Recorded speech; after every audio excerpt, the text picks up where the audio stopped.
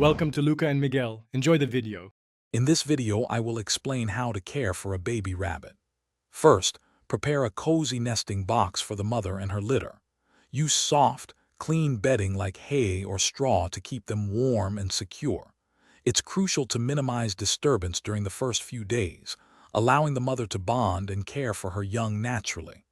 A quick daily check is usually sufficient to ensure everyone is doing well.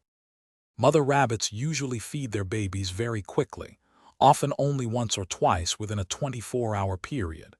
You can gently check the baby's bellies to ensure they are round and full, indicating they've been fed. If a baby appears cold, thin, or shows any signs of distress, it's important to contact a veterinarian immediately for guidance. Early intervention can make a significant difference. Around 10 to 12 days old, baby rabbits will start to open their eyes, marking a new stage of development. By 2 to 3 weeks, they'll begin exploring their surroundings and nibbling on solid foods like hay and pellets. The natural weaning process usually takes place between 4 and 6 weeks of age, as they gradually transition from mother's milk to a solid diet.